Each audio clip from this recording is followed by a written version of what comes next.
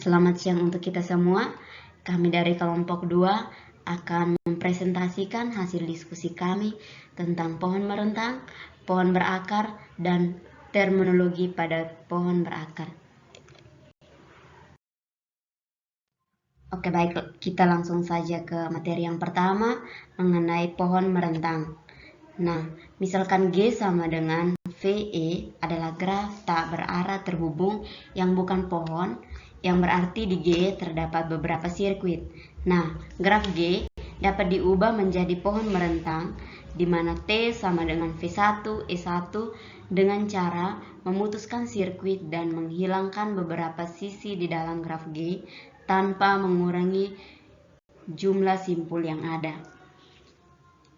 Untuk lebih jelasnya, kita perhatikan pada contoh graf G. Nah, di dalam graf G ini masih merupakan graf tak berarah terhubung yang bukan pohon.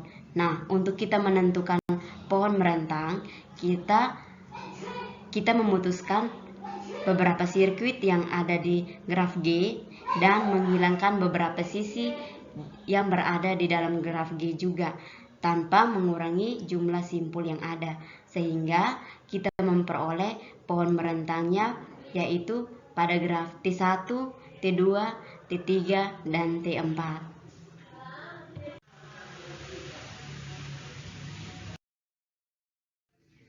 Untuk materi selanjutnya mengenai pohon merentang minimum.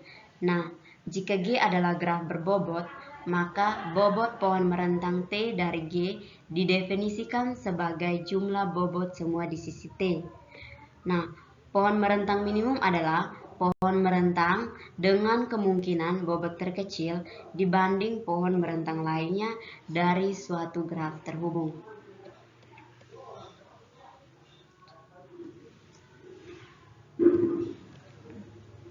Untuk lebih jelasnya kita perhatikan pada contoh graf G.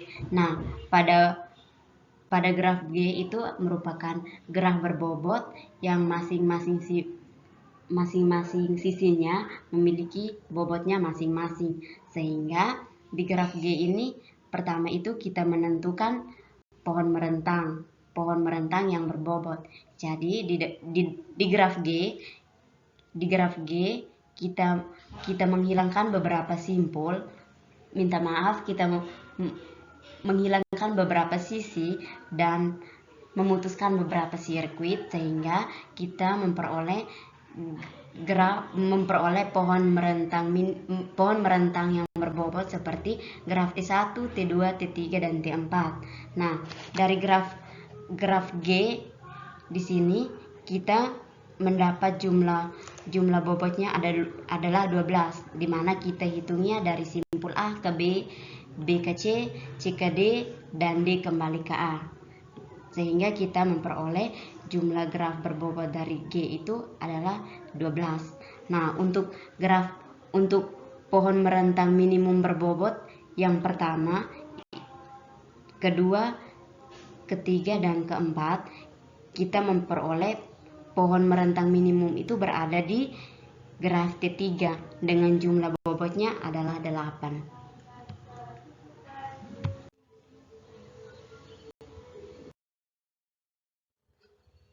Terdapat dua algoritma yang dapat digunakan untuk mencari pohon rentang pada graf berbobot yang terhubung, yaitu yang pertama algoritma prim dan yang kedua algoritma Kruskal. Nah, untuk penjelasannya, yang pertama algoritma prim. Untuk algoritma prim ada beberapa langkah yang dapat digunakan untuk mencari pohon rentang pada suatu graf. Nah, untuk langkah pertamanya, ambil sisi dari graf G yang berbobot minimum, kemudian masukkan ke dalam T. Untuk langkah kedua, pilih sisi E yang mempunyai bobot minimum dan bersisian dengan simpul di T, tetapi E tidak membentuk sirkuit di T. Kemudian masukkan E ke dalam T. Untuk langkah ketiga, yaitu ulangi langkah 2 sebanyak N kurang 2 kali. Jumlah langkah seluruhnya di dalam algoritma prim adalah 1 tambah N kurang 2 sama dengan N kurang 1. yaitu sebanyak jumlah sisi di dalam pohon merentang dengan n buah simpul. Untuk contohnya dilihat pada graf di bawah. Untuk penjelasan selanjutnya dapat kita lihat pada tabel langkah di samping. Nah, untuk langkah pertama kita ambil sisi dari graf G yang berbobot minimum. Nah, dari sini kita perhatikan di simpul 1. Di simpul 1 ada beberapa sisi. Ada beberapa sisi yang terhubung langsung dengan simpul 1, yaitu yang pertama sisi 1,2, sisi 1,5, dan sisi 1,4. Nah, dari ketiga sisi ini, sisi 1,2 yang memiliki bobot paling minimum. Dari situ dapat kita masukkan ke dalam tabel langkahnya. Itu untuk langkah pertama sisi 1,2 dengan bobot 10 untuk pohon rentangnya dapat dilihat pada gambar di samping. Nah, untuk langkah kedua lakukan hal yang sama pada simpul 2. Nah, kita lihat dari simpul 2 ini ada beberapa sisi yang langsung terhubung dengan simpul 2, yaitu sisi 26, 25, dan 23. Nah, dari ketiga sisi ini ada sisi dengan bobot yang minimum, yaitu sisi 26. Sehingga dari situ dapat ditulis dalam tabel langkahnya. Itu untuk langkah kedua sisinya itu 26, bobot 25, dan pohon rentangnya dapat dilihat pada gambar di samping. Untuk langkah ketiganya itu juga sama, dilakukan hal yang sama, yaitu kita ambil sisi dari graf G yang berbobot minimum. Nah, kita lihat pada simpul 6. Nah, dari simpul 6 ini ada beberapa sisi yang langsung terhubung dengan simpul 6, yaitu sisi 46, sisi 65, dan sisi 36. Nah, dari ketiga sisi ini dapat kita lihat bahwa sisi 36 lah yang memiliki bobot yang paling minimum, sehingga dapat kita tuliskan pada tabel langkahnya. Itu untuk langkah ketiganya itu sisi 36 dengan bobot 15, dan untuk pohon rentangnya dapat dilihat pada gambar di samping. Untuk langkah 4 juga dilakukan hal yang sama, yaitu sisinya 46 dengan bobot 20, dan pohon rentangnya itu dapat dilihat pada gambar di samping. Untuk langkah kelima, langkah terakhir, itu kita ambil sisi 35 dengan bobotnya itu 35, dan untuk pohon rentangnya itu dapat dilihat pada gambar di sampingnya. Nah, dari gambar pada langkah kelima itu sudah tertera bahwa dari gambar 5 ini semua simpul sudah saling terhubung dan membentuk pohon rentang tanpa mengurangi simpul yang ada pada graf awal. Nah, jadi pohon merentang yang dihasilkan dari graf 5 ini dengan bobot 10 ditambah 25 ditambah 15 ditambah 20 ditambah 35 itu hasilnya 105.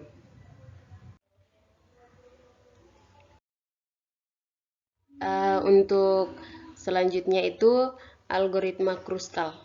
Nah, untuk algoritma Kruskal diasumsi bahwa sisi-sisi dari graf sudah diurutkan menaik berdasarkan bobotnya.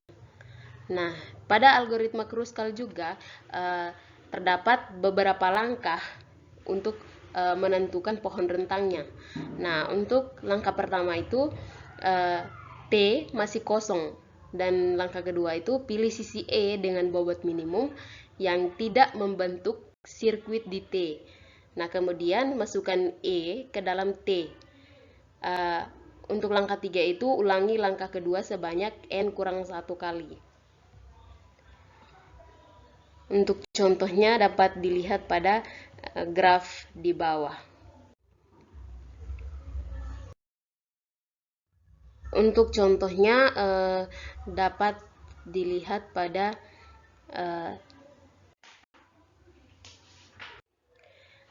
pada penyelesaian soal ini sisi-sisi pada graf sudah diurutkan menaik berdasarkan bobotnya.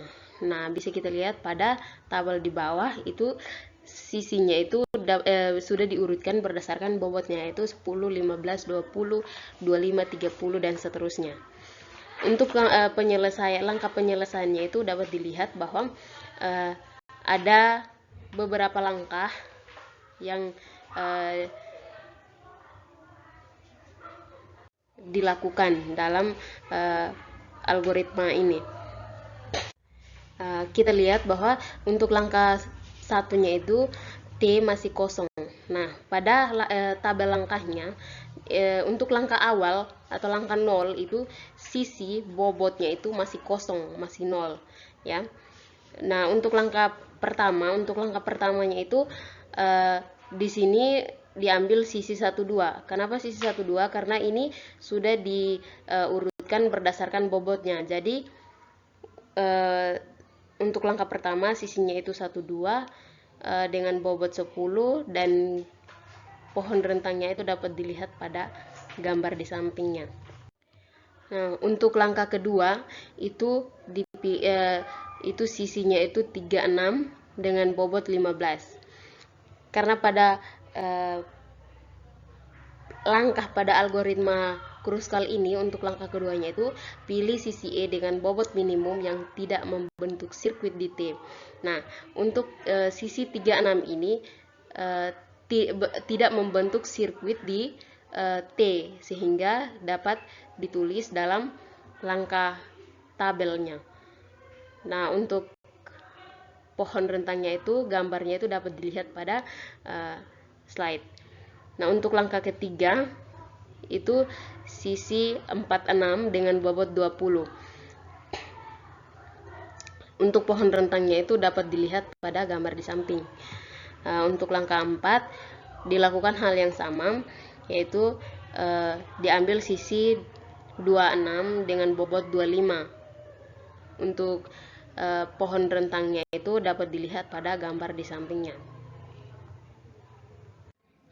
Nah, untuk langkah kelima diambil sisi 14 dengan bobot 30. Nah, di sini untuk pohon rentangnya itu ditolak. Karena apa? Karena jika simpul 1 dan 4 itu jika membentuk sebuah sisi, maka otomatis dari simpul 1 akan membentuk lintasan yang akan kembali pada simpul 1, yaitu dari simpul 1 ke simpul 4, simpul 6, simpul 2 dan kembali pada simpul 1. Jadi untuk langkah kelima pada sisi 14 dengan bobot 30 ini ditolak. Untuk langkah ke-6-nya diambil sisi 35 dengan bobotnya itu 35. Dan untuk pohon rentangnya itu dapat dilihat pada gambar di sampingnya. Nah, dari langkah 6 dapat dilihat bahwa pohon rentangnya itu sudah saling terhubung dan tidak membentuk sirkuit dan juga tidak mengurangi jumlah simpul yang ada pada graf awal. Nah, jadi pohon rentang yang dihasilkan dari graf dari pohon rentang pada gambar pada langkah 6 itu dengan bobot 10, 15, 20, 25, 35 dan sama dengan 105. Nah, dari hasil yang diperoleh dari algoritma Kruskal itu hasilnya sama dengan perolehan dari algoritma Prim, yaitu 105.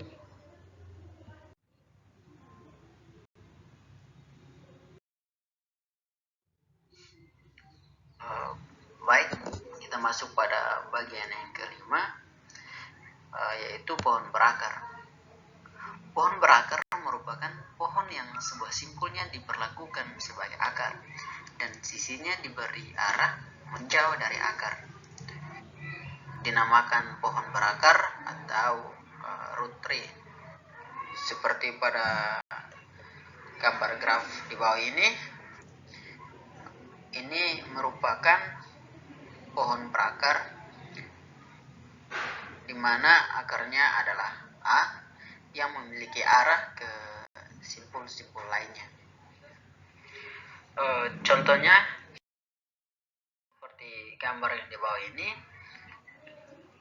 gambar yang di bagian kiri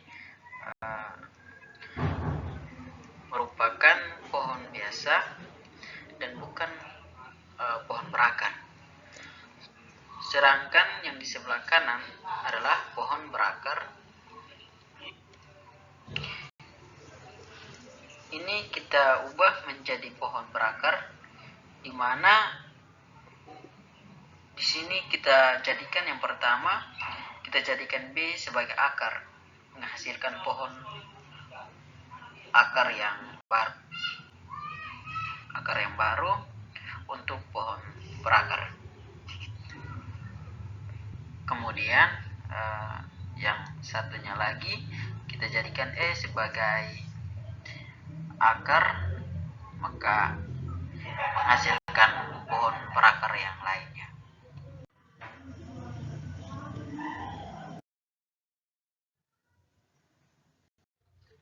Yang berikut kita masuk pada terminologi pada pohon berakar.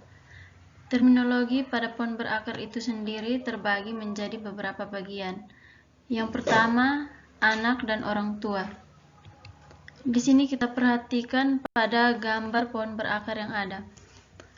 Untuk B, C, dan D adalah anak dari simpul A, maka A adalah orang tua dari simpul B, C, dan D. Yang kedua, lintasan.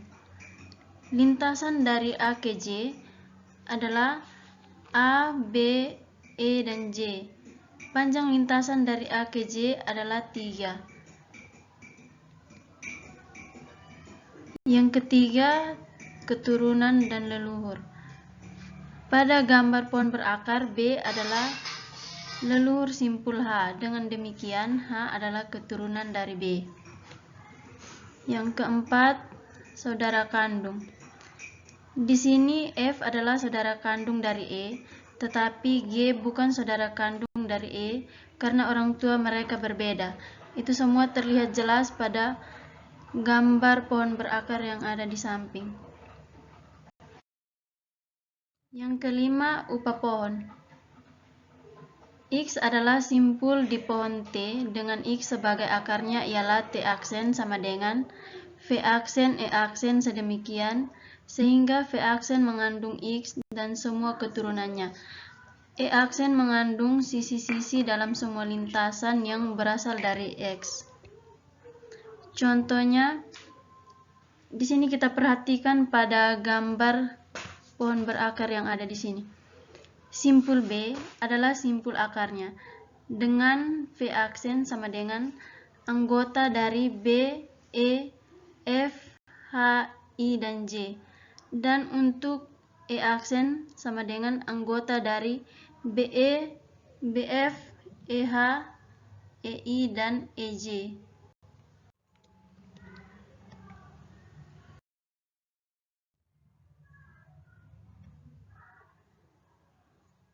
Derajat. Derajat sebuah simpul adalah jumlah upah pohon atau jumlah anak pada simpul tersebut. Derajat A adalah 3, derajat B adalah 2, derajat D adalah 1, dan derajat E adalah 0. Derajat yang dimaksud adalah derajat keluar. 7. Daun. Simpul yang berderajat 0 atau tidak mempunyai anak disebut daun. Simpul H, simpul I, simpul J, simpul F, simpul E, simpul L, dan simpul M adalah daun. 8. Simpul dalam. Simpul dalam yang memiliki anak disebut simpul dalam, yaitu simpul D, simpul E, simpul G, dan simpul K adalah simpul dalam. 9.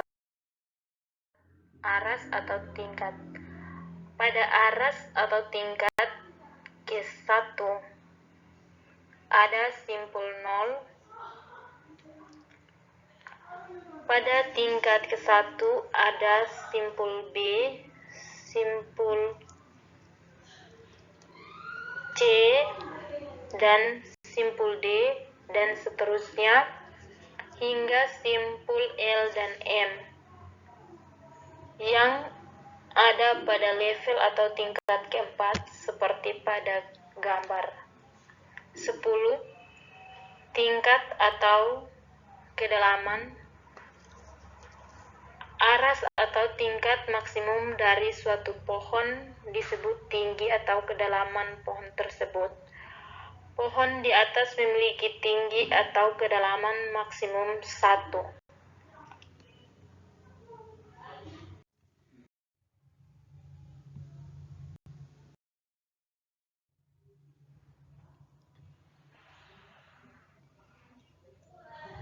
Sekian